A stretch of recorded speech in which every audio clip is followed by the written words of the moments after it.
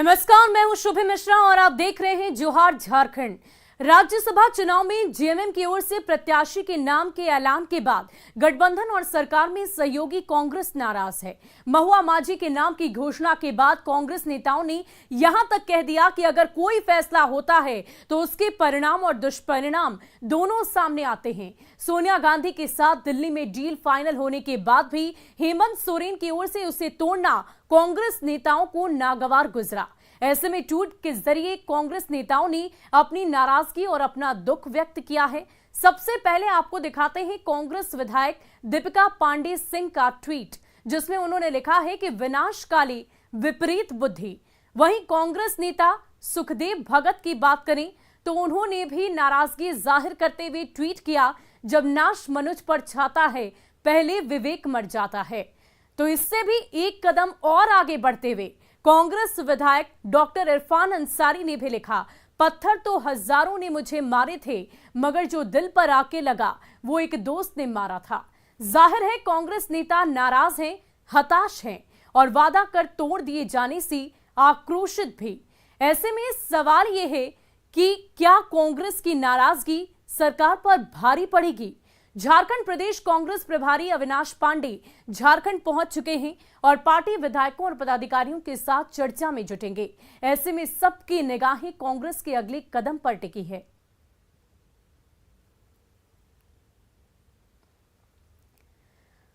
वहीं राज्यसभा चुनाव को लेकर गहमा गहमी जारी है और इसमें दिल्ली में फाइनल डील को तोड़ते हुए झारखंड मुक्ति मोर्चा की ओर से प्रत्याशी उतार दिया गया।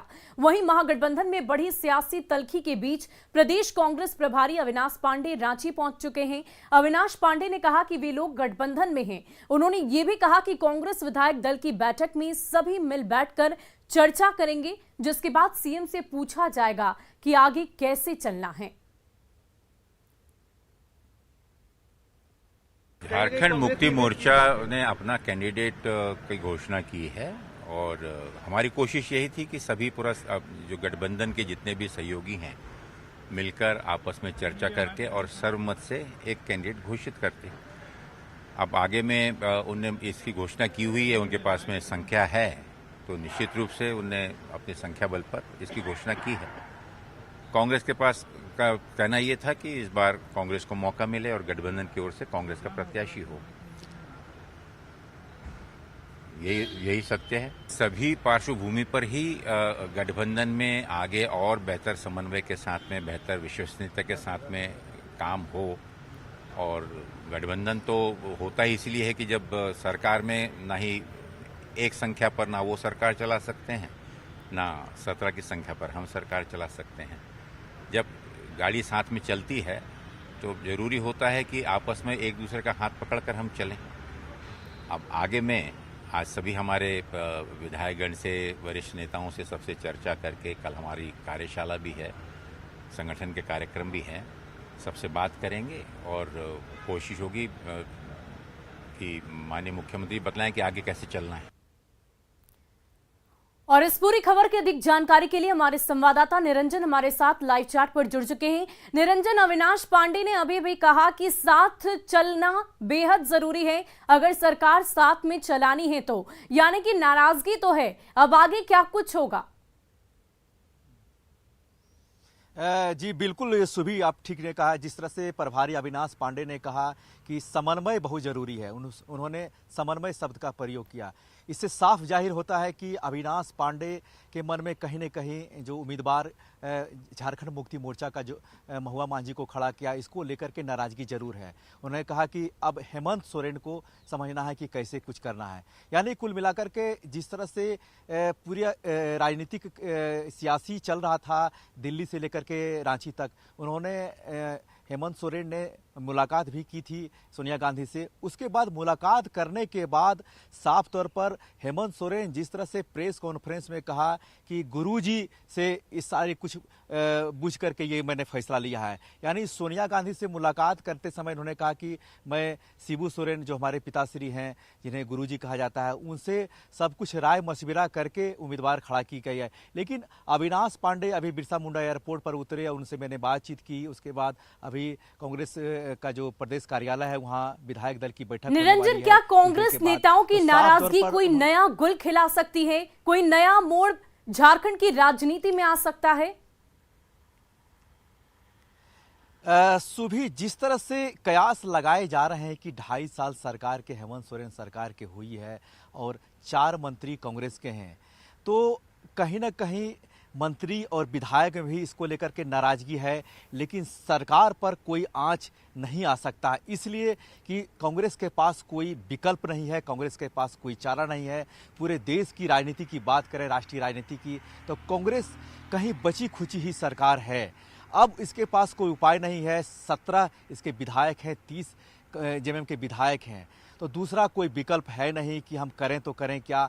सरकार में बने रहने का एक ही मात्र उपाय है, क्योंकि अगर हम पूरे सिनारियों की बात करें तो बहुत दिन के बाद आपके पड़ोसी राज्य देखें तो बिहार में कांग्रेस बिल्कुल 30 साल से, पिछले 30 साल से विलुप्त है, कहीं कुछ नहीं है। पड़ोसी राज्य बंगाल की बात करें तो वहाँ भी नहीं है। अब रह गई झारखंड की बात, तो झारखंड में एक लंबे अरसे के बाद, यानी पिछली सरकार जो थी वह एनडीए की सरकार थी, बीजेपी की सरकार थी। उसके बाद अभी 5 साल के बाद झारखंड में कांग्रेस महागठबंधन की सरकार है, तो यानी कांग्रेस के पास इसका कोई विकल्प है ही नहीं।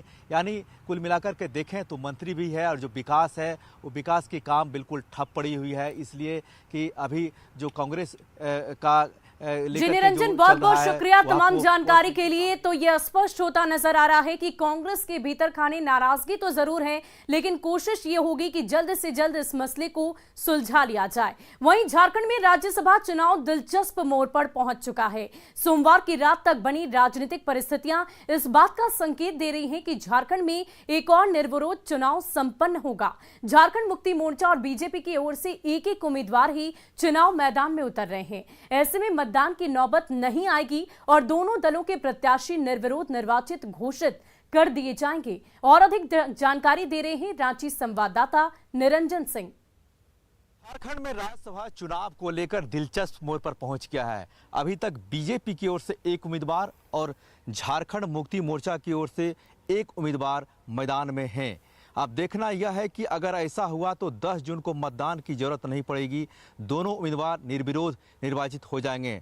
नाम वापसी के दिन अगर इस तरह का औपचारिक हुआ तो सिर्फ एक घोषणा ही रह जाएगी, लेकिन अभी से कुछ देर के बाद उम्मीदवार यहां आकर के नामांकन पत्र दाखिल करेंगे। लेकिन देखा जाए तो महागठबंधन की ओर से महुआ मांझी और वहीं बीजेपी की ओर से आदित्य साहू ही चुनाव मैदान में हैं। अगर ऐसा हुआ तो 10 जून को दोनों उम्मीदवार निर्विरोध निर्वाचित होने की पूरी आसार है। कैमरामैन संत के साथ निरंजन सिंह, न्यूज 18 रांची।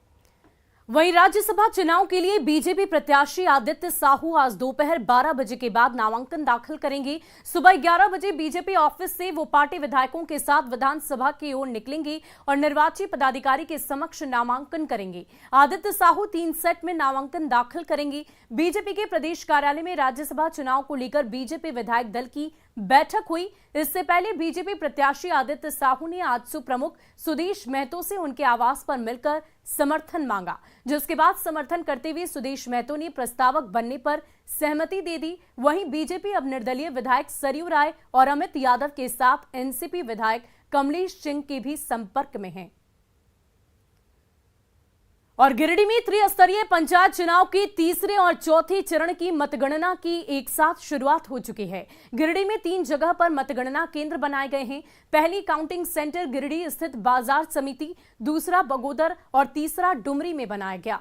पहले और दूसरे चरण की मतगणना में देरी को देखते हुए इस बार 3 जगह पर काउंटिंग सेंटर बनाए गए हैं। वहीं सुरक्षा के भी पुख्ता इंतजाम किए गए। 3 सेंटर पे, 3 अनुमंडल के 3 सेंटर पे मतगणना का कार्य शुरू हुआ है। गिरिडीह के कृषि उत्पादन बाजार समिति में धनवार प्रखंड, खोरी महुआ अनुमंडल के धनवार प्रखंड का मतगणना 8 बजे से शुरू हो गया है। डुमरी प्रखंड, डुमरी अनुमंडल के डुमरी प्रखंड एवं बीरघाट प्रखंड का मतगणना इंटर कॉमर्स कॉलेज डुमरी में शुरू हुआ है। और सरिया अनुमंडल के तहत +2 हाई स्कूल बगोदर में, बगोदर, सरिया और बिरनी का मतगणना 8 बजे से शुरू हो गया, शांतिपूर्ण तरीके से चल रहा है। और इधर सेंटर पर जाने के लिए प्रत्याशी और उनके समर्थक सुबह 5 बजे से ही लाइन में लगे दिखे। वहीं प्रशासन की ओर से किए जा रहे इंतजाम से इनकी एंट्री में देरी हुई, जिससे ये परेशान भी नजर आए। काउंटिंग सेंटर के बाहर खड़े प्रत्याशी और उनके समर्थकों से बातचीत की संवाददाता एजाज अहमद ने। जरिए मैं दिखाना चाहूँगा, आप देख सकते हैं कि लंबी कतारें लगी हुई हैं और ये तमाम लोग हैं जो प्रत्याशी हैं या प्रत्याशी के जो समर्थक हैं यहाँ आए हुए हैं और सुबह से ही ये इंतजार कर रहे हैं और अंदर जाने के लिए। बता दें कि बाजार समिति के अलावा बगोदर और डुमरी में भी मतगणना केंद्र बनाए गए हैं और यूं ही आपको बता दें कि तीसरे और चौथे चरण में जिस तरह से मतदान हुए थे उनकी मतगणना एक साथ ही 3 जगहों पर की जा रही है, क्योंकि आपको बता दें कि यहाँ पे जो मतगणना किया गया था बाजार समिति में ही जो पहले और दूसरे चरण की मतगणना हो रही थी, तो वहाँ पे बहुत ही लेट हो रहा था क्योंकि मैन पावर बहुत कम था और पंचायत और ब्लॉक बढ़ गए थे।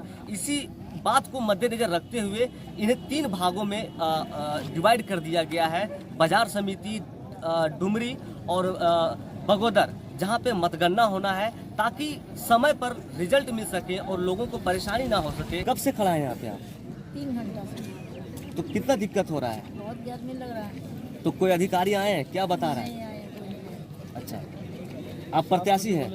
कौन सा पंचायत है आपका? महेशवाड़ा पंचायत का। राजधनबाद। बोला गया था कि आप लोग को अंदर ले लिया जाए, लेकिन अभी तक अंदर नहीं लिया गया है। तो अधिकारी द्वारा क्या बताया जा रहा है? अधिकारी द्वारा भी कुछ नहीं बताया गया है। आप लोग इंतजार में जी, हैं? इंतजार में। यहाँ पे सिर्फ एक ही ब्लॉक का है। अभी तो राजधनबाद हम लोग हैं। हम जिला परिषद भाग संख्या 15 से प्रत्याशी के इलेक्शन एजेंट हैं। कुछ कहना चाहेंगे? आप लोग कब से खड़ा हैं? खड़ा तो सुबह से ही है, लेकिन चूंकि प्रारंभिक दिन है, तैयारी हो रहा है। अब जब आदेश हो जाए अंदर जाने का, आप लोग इंतजार कर रहे हैं? इंतजार कर रहे हैं। तो आप देख सकते हैं कि यहाँ पे प्रत्याशी और प्रत्याशी के समर्थक खड़े हैं, कई घंटे से इंतजार कर रहे हैं, लाइन में लगे हुए हैं ताकि इन लोगों को अब एंट्री मिल जा सके और इन लोगों को राहत मिले। गिरिडीह से न्यूज़ 18 के लिए मैं एजाज अहमद। वहीं जामताड़ा में त्रिस्तरीय पंचायत चुनाव के तहत चौथे और अंतिम चरण में जामताड़ा, नाला और कुंडहित प्रखंड में वोट डाले गए थे, जिसके बाद आज कड़ी सुरक्षा के बीच मतगणना की शुरुआत हुई। दुलाडी स्थित जीएनएम नर्सिंग ट्रेनिंग सेंटर में मतगणना केंद्र बनाया गया, जहां 1337 प्रत्याशियों के भाग्य का फैसला हो रहा है। जामताड़ा में मतगणना का जायजा लिया संवाददाता सुमन भट्टाचार्य ने। जिले के दुलाडी स्थित नर्सिंग कॉलेज में जहां मतगणना केंद्र बनाया गया है, आप देख सकते हैं यहाँ सुबह से ही प्रत्याशी एवं उनके समर्थक पहुंचने का सिलसिला शुरू हो गया है। केंद्र के आसपास काफी लोग यहाँ पहुंचे हुए हैं, प्रत्याशी एवं समर्थक सुबह से ही जमावड़ा लगा हुआ है और सभी इस दौरान अपनी बारी का इंतजार कर रहे हैं। हालांकि जो दूसरे चरण का मतगणना हुआ था वो काफी धीमी रफ्तार में थी और पहले दिन रिजल्ट जो है काफी धीमी रफ्तार में थी। इस कारण पहले दिन आज उतने संख्या में प्रत्याशी एवं समर्थक नहीं पहुंचे थे जितना भीड़ दूसरे चरण में पहले दिन हुई थी। आप देख सकते हैं गेट पर सुरक्षा के पुख्ता इंतजाम भी प्रशासन के द्वारा किया गया है। यहाँ पर केवल प्रत्याशी एवं उनके एजेंट को प्रवेश प्राधिकार जो कार्ड है वो देखने के बाद ही प्रवेश की अनुमति दी जा रही है। साथ ही अंदर की तस्वीरें भी हम आपको दिखाना चाहेंगे। ये मतगणना केंद्र का मुख्य प्रवेश द्वार है, जहां पर आप देख सकते हैं यहाँ पर इंस्पेक्टर एवं के पदाधिकारियों की तैनाती की गई है ताकि कोई भी अनाधिकृत व्यक्ति अंदर प्रवेश न कर सके। यहाँ तक कि मीडिया को भी मतगणना हॉल के अंदर प्रवेश की अनुमति नहीं है। इसके साथ ही आप इधर देख सकते हैं कोविड-19 जांच की भी व्यवस्था की गई है। जो भी प्रत्याशी एवं समर्थक आ रहे हैं उनकी कोविड जांच भी की जा रही है। बता दें कि तीनों प्रखंडों को मिलाकर कुल 50 टेबल बनाया गया है, जहां 150 कर्मचारियों को लगाया गया है मतगणना के लिए। रात 8 बजे तक मतगणना चलेगी और बताया जा रहा है कि 3 दिनों में मतगणना जो है वो पूर्ण होगी। वहीं 1337 जो प्रत्याशी हैं उनका भाग्य भी इस मतगणना के माध्यम से उनका भाग्य का फैसला होगा। अब देखना ये होगा कि किसके सिर पर सेहरा बंधेगा और किसके चेहरे पर मायूसी छाएगी। यह मतगणना के बाद पता चलेगा। सुमन भट्टाचार्य, न्यूज़ 18, जामताड़ा। और आइए अब देखते हैं झारखंड 2020।